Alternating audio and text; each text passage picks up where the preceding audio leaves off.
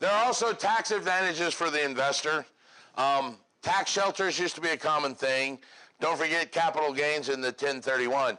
Now, they've got this thing called passive income, which we just talked about. It's where you don't actively, you cannot write off passive income against active income. You can only write off active income against active losses, all right? So if you're a real estate professional election, if we claim the real estate professional, that's actually active income for us because we're brokers. So that's an active income. Investing is different. Remember some of the deductions investors get: closing costs, rehab, anything that costs to get to the sale. If a seller gives away points to the buyer, that would also be a deduction. The biggest one that might mess with everybody is the capital gains tax. What's the capital gains tax on an owner-occupied property? You guys remember? 0 after 3 years out of 5. I don't know. I heard all this. You got to live there 2 out of 5 years, and if you're married, it's the first $500,000. If you're single, it's $250,000. Remember, those are all tax-free. That's called a threshold. Anything above those numbers, you pay taxes on. In the investment world, there is no threshold. You pay taxes on $1. All right?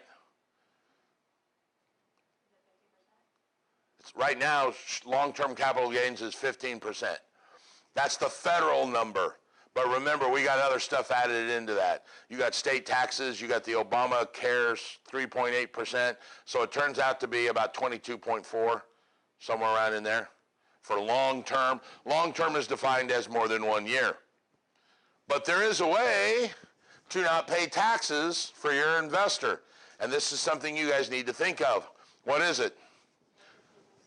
It's called a 1031 tax-deferred exchange. You guys might want to think about this. Once again, the IRS has a different definition of investor.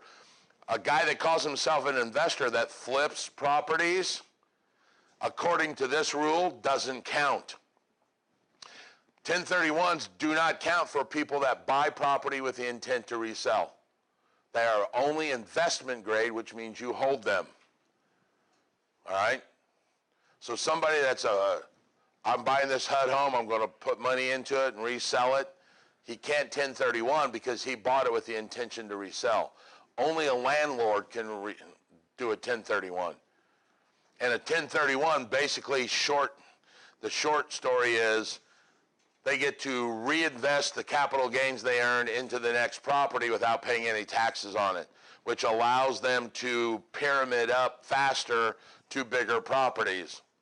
If you're going to do a 1031, you have to transfer or trade with what's called like-kind properties. This is one of the biggest things that most people miss. What is a like-kind property? Can I 1031 exchange my double for Simon's Greenwood Park Mall? No. Yeah, most certainly I can. They're both income properties. That's what like-kind means.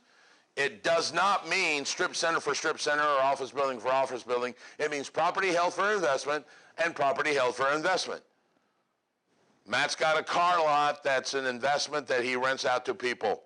I could trade my double for that. It's an investment property. I can trade a double for a strip center for an office building. What I can't do is trade my building for a house I want to live in Florida. That's personal residence. I can't do a double for an airplane. That's personal property. All right? Like kind means investment property. Now, sure, it's up to me to come up with the money difference between my $40,000 double and the $40 million strip center, but the IRS doesn't care about that. All they care about is they're both held for investment.